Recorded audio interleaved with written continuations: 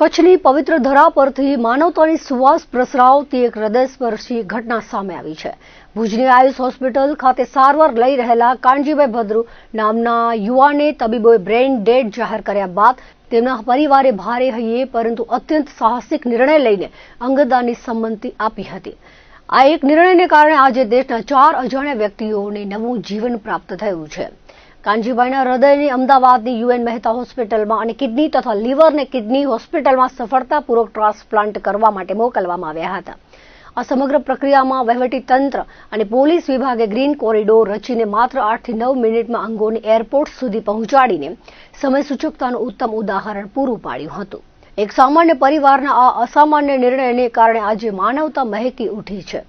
આ ઘટનાક્રમ અંગે વિગતો આપતા અંગદાનના પ્રણેતા દિલીપભાઈ દેશમુખે જણાવ્યું હતું કે આપણે સૌ જાણીએ છીએ કે મૃત્યુ એ અટલ સત્ય છે, પરંતુ જ્યારે કોઈ વ્યક્તિ બ્રેઇન ડેડ થાય છે ત્યારે પરિવાર માટે સ્વીકારવું પણ ઘણું કઠિન હોય છે કે તેમનો સ્વજન હવે ક્યારે પાછો નહીં આવે। આવા સમયે જીગરના ટુકડા સમાન વ્યક્તિના અંગોનું દાન કરવાનો નિર્ણય લેવો એ કોઈ સામાન્ય બાબત નથી। અંગદાન એ સાચા અર્થમાં મહાદાન છે, કારણ કે તે મૃત્યુની સરહદ પર ઉભેલા અન્ય 4 થી 5 લોકોના જીવનમાં આશાનું કિરણ જગાવે છે। સદગત કાનજીભાઈના પરિવારે આ ઉમદા નિર્ણય લીધો ત્યારે ફરી એકવાર સાબિત થયું કે આપણો સમાજ હજુ પણ સંવેદનશીલ અને ઉદાર છે। આપણે પ્રતિજ્ઞાપત્રમાં બોલીએ છીએ કે ભારત મારો દેશ છે અને બધા ભારતીયો મારા ભાઈ બહેન છે। આ વાક્ય ત્યારે જ સાર્થક થાય છે જ્યારે આપણે કોઈ અજાણ્યા વ્યક્તિ માટે પોતાના સ્વજનના અંગો આપીએ છીએ।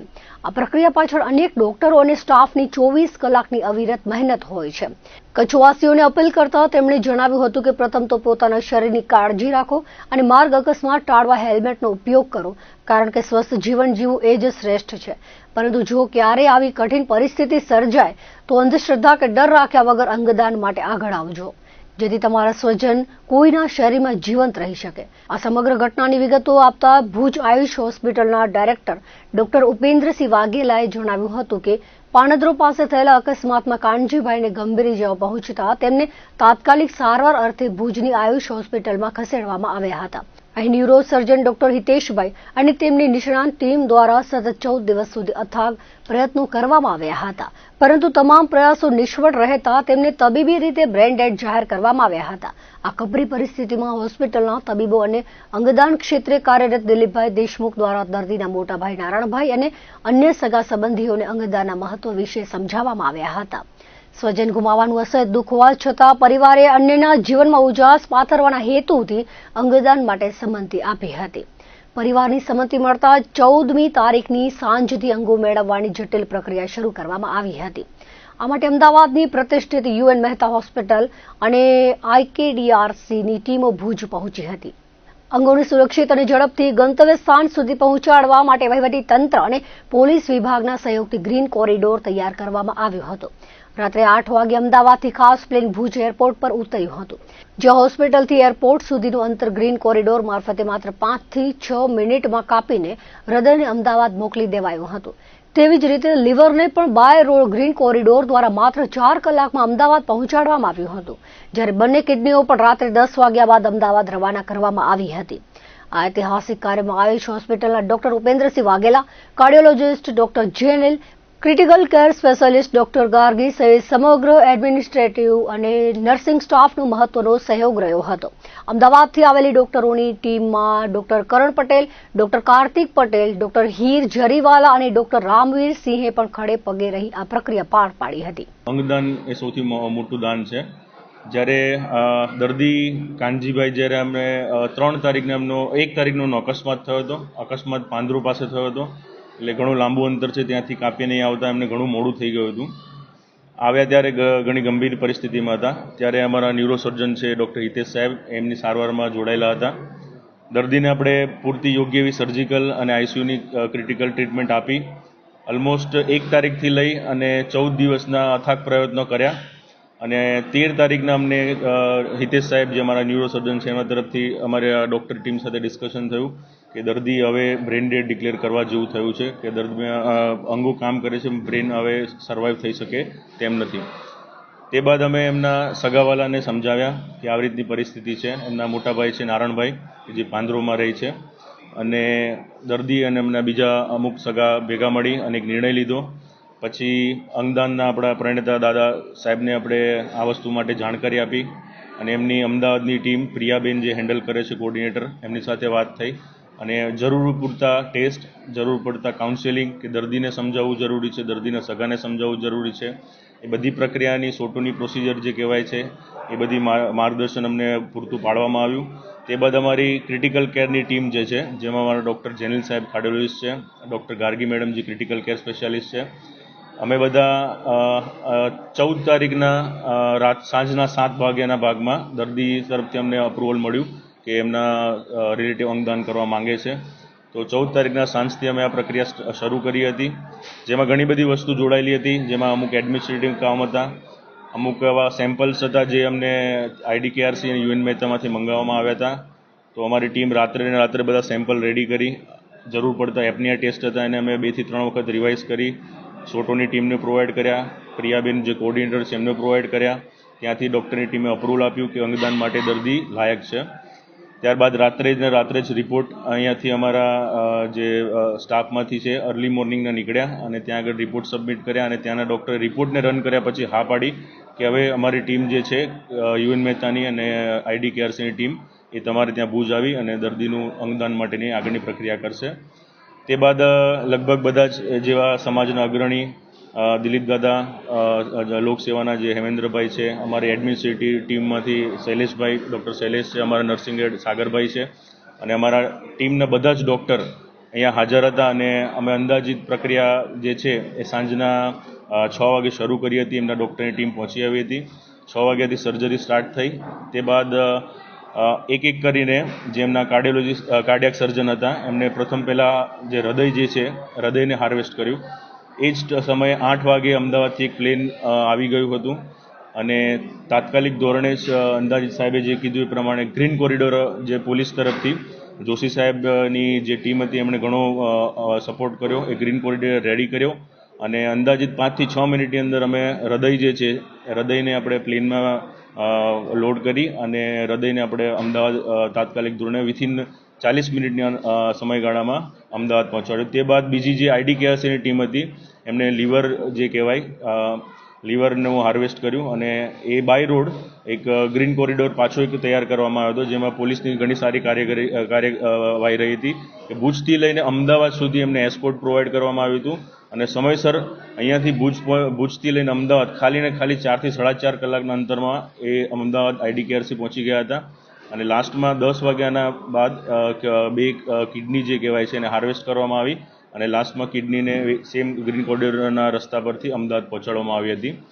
ત્યારબાદ જે દર્દી હતા જેમને અંગદાન કર્યું, કાનજીભાઈ, એમની જે અમારા સર્જિકલ ટીમ તરફથી હતી પ્રોસિજર પૂરી કરવામાં આવી અને એમના સગાવાલોને દર્દીને સોંપવામાં આવ્યું હતું અને આ સમગ્ર કાર્યવાહી લગભગ અંદાજિત 12 વાગે પૂરી થઈ હતી.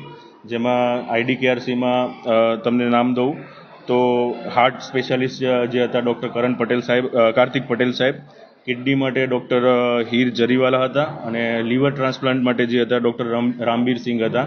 એમની જે ટીમ હતી એ આવી હતી અને ખૂબ મહેનત અને ખૂબ અથાગ મહેનત અને એકદમ એક્સપર્ટાઇઝથી એ લોકોએ આ પ્રક્રિયા પૂરી કરી હતી. સમગ્ર કચ્છમાંથી આ 8મા વ્યક્તિનું એટલે 8મા ઓર્ગન ડોનર્સનું આપણને અંગદાન ગઈકાલે થયું અને ગઈકાલે જે ઓર્ગન્સ આપણને મળ્યા છે એમાં એક હાર્ટ, 2 કિડની અને એક લીવર. હાર્ટ UN મહેતા હોસ્પિટલમાં ગયું, કિડની અને લીવર IKDRC એટલે કે કિડની હોસ્પિટલ અમદાવાદમાં ગયું છે. એટલે એક કાનજી ભદ્રોના અંગદાન થકી 4 અન્ય વ્યક્તિઓને નવજીવન મળ્યું છે.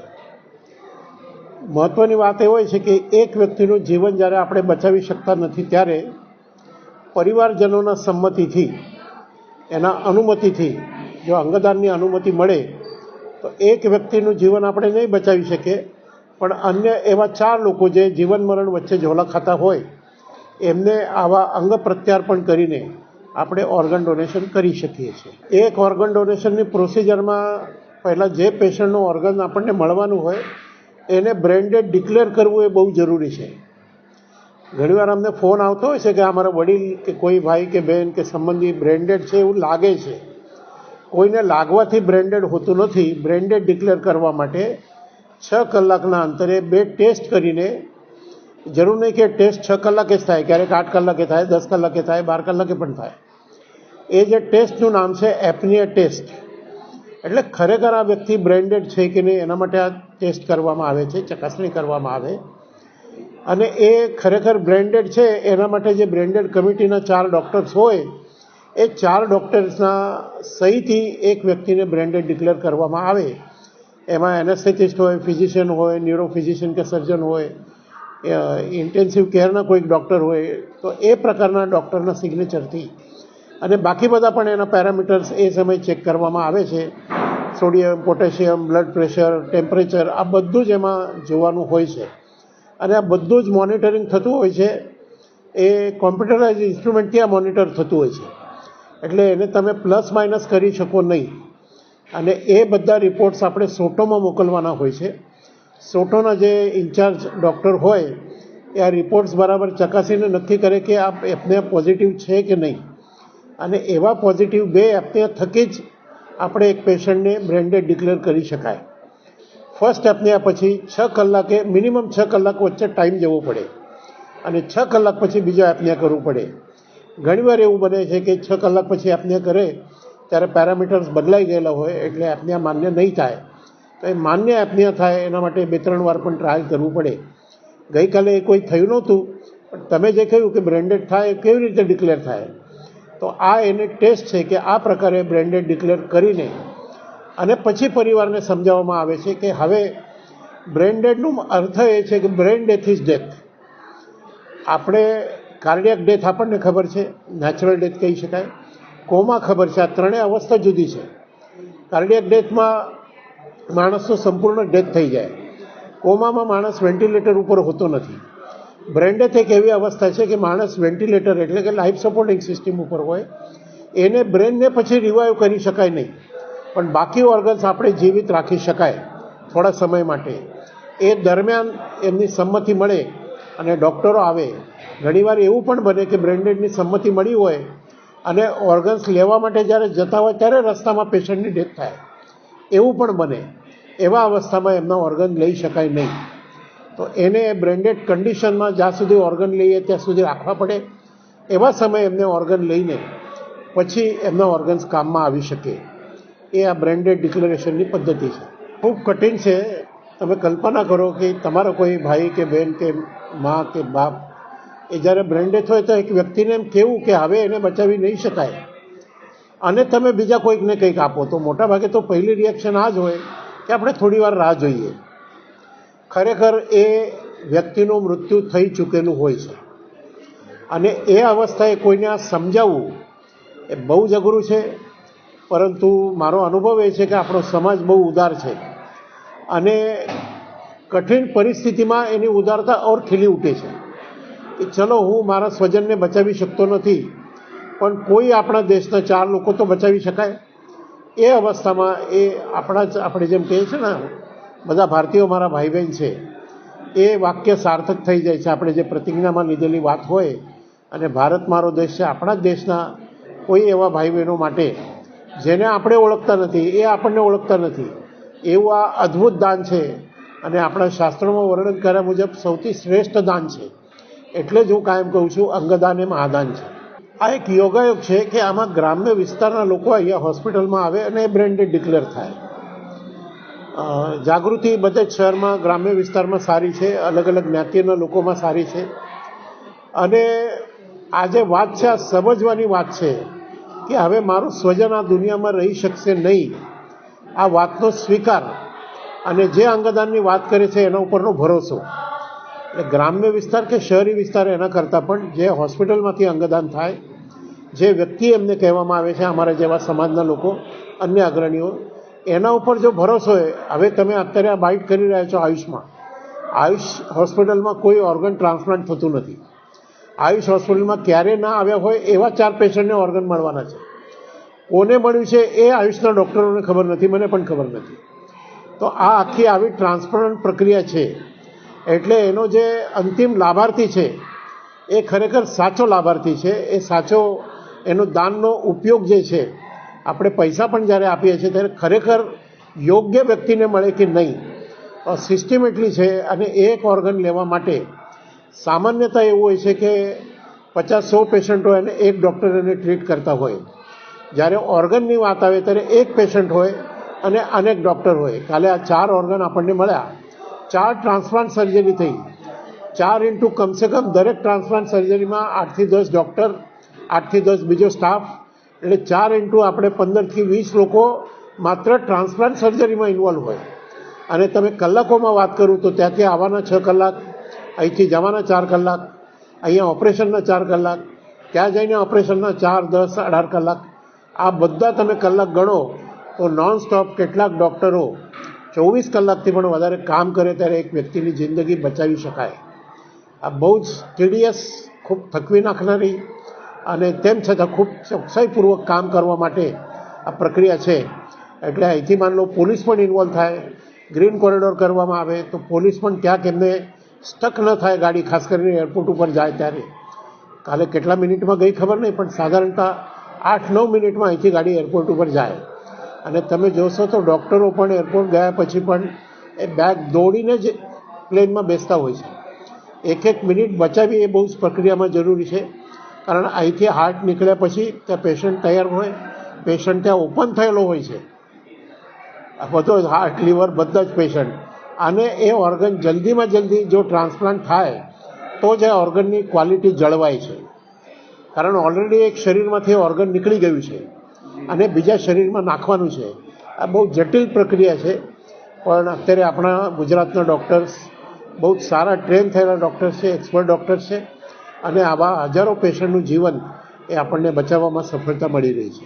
કાલના પેશન્ટનું નામ છે કાનજી ભદ્રુ, એમના ભાઈનું નામ છે નારાયણ. બહુ જ સામાન્ય પરિવારના છે. એમના પરિવારમાં જે 2-3 ભાઈઓ હતા, અત્યારે એમની મા અને એક ભાઈ, એના સિવાય પરિવારમાં કોઈ બચ્યું નથી. થોડા સમય પહેલાં એના પિતાજીનું પણ અવસાન થયેલું છે. આયુષ હોસ્પિટલની વાત કરું તો એનો હોસ્પિટલનો સ્ટાફ, પ્રત્યક્ષ જે ડૉક્ટર હોય, એનો જે ઇન્ટેન્સિવ કેરના જે ડૉક્ટર હોય, એને જ્યાં સુધી બહારની ટીમ ના આવે ત્યાં સુધી એમને ખડે પગે રહેવું પડે. અને જે એમનું નર્સિંગ સ્ટાફ વગેરે હોય પણ એમને પણ ખડે પગે રહેવું પડે. બાકીનો સ્ટાફ હોય, કારણ આવા સમયે બીજા બહારથી લોકો ખૂબ આવતા હોય છે, મીડિયાના લોકો આવતા હોય છે, હોસ્પિટલની ચહેલપહેલ વધી જાય તો હોસ્પિટલનું વાતાવરણ મેન્ટેન કરવા માટે પણ ખૂબ પ્રયત્ન કરવો પડતો હોય છે. તો બધો જ સમગ્ર આયુષ હોસ્પિટલનો સ્ટાફ એ ખૂબ જ કોઓપરેટિવ રહ્યો. અને એમણે, કારણ શરૂઆત ખરેખર કહું તો ગઈકાલે તારીખ હતી 15, 14 તારીખે બપોરથી આની શરૂઆત થઈ હતી અને 15 તારીખે રાત્રે સમગ્ર પ્રક્રિયા પૂરી થતાં 10:30 વાગી ગયા હતા. તો તમે કલાક ગણી શકો માત્ર આયુષ હોસ્પિટલમાં. એ દરમિયાન અહીંના જે 3-4 સ્ટાફના મેમ્બર્સ હતા એ નોનસ્ટોપ એમને અહીંયા હાજર રહેવું પડે. રવિવાર હતો, મહાશિવરાત્રિનો દિવસ હતો, તેમ છતાં બહુ જ જબરદસ્ત સપોર્ટિવ સ્ટાફ. ડૉક્ટર ઉપેન્દ્રભાઈ છે, કોઈ કારણસર એમને બહાર જવું પડ્યું હતું, ગઈકાલે એમનો ફાઉન્ડેશન ડે હતો, તેમ છતાં એક્સટેન્સિવ ટ્રાવેલ કરીને બરાબર અચૂક સમય અહીંયા આવી ગયા હતા. એટલે એમના પણ વર્કિંગ અવર્સ ગણું તો કદાચ 30 કલાક ઉપરના વર્કિંગ અવર્સ થયા છે આ પ્રક્રિયામાં. તો ખૂબ જ કામ કરવું પડે બધાને. અને કોઈ પણ ઘડિયાળ તરફ નજર કર્યા વગર કામ કરે તો જ ઓર્ગન ડોનેશન સંભવ છે, બાકી સંભવ નથી. મારો એક સંદેશ ખાસ છે કે તમારા ઓર્ગન્સની ખૂબ ચિંતા કરો. કચ્છમાંથી જે 8 ઓર્ગન ડોનેશન થયા છે એમાંથી 4 પેશન્ટ દુર્ભાગ્ય રોડ એક્સિડન્ટમાં મૃત્યુ પામેલા છે. મારી બધાને વિનંતી છે કે પ્લીઝ હેલ્મેટ વાપરજો પોતાના માટે. ઓર્ગન ડોનેશન નહીં થાય તો ચાલશે, ઓર્ગન ડોનેશન કરવું એ આપણું લક્ષ્ય નથી. દુર્ભાગ્ય બ્રેન્ડેડ થાય તો ઓર્ગન ડોનેશન થાય. તો પોતાની તમે ખૂબ ચિંતા કરો. ઓર્ગન ડોનેશન ત્યારે જ શક્ય છે જે ડોનેટ કરનાર વ્યક્તિ છે એના ઓર્ગન્સ સારા હોય તો. એટલે તમારા ઇન્ટરનલ એક્સટર્નલ બધા જ ઓર્ગન્સની પણ ખૂબ ચિંતા કરો. અને દુર્ભાગ્ય આવી સ્થિતિ આવે તો ઓર્ગન ડોનેશન કરો, પણ ઓર્ગન ડોનેશન કરતાં સ્વસ્થ જીવન જીવો એ મારી સૌને વિનંતી છે. દર્શક મિત્રો, આ હતા અત્યાર સુધીના કચ્છ ઉદય ટીવી ન્યૂઝ. ફરી મળીશું નવા સમાચારો સાથે, નવી અપડેટ સાથે. ત્યાં સુધી મને રજા આપશો. નમસ્કાર.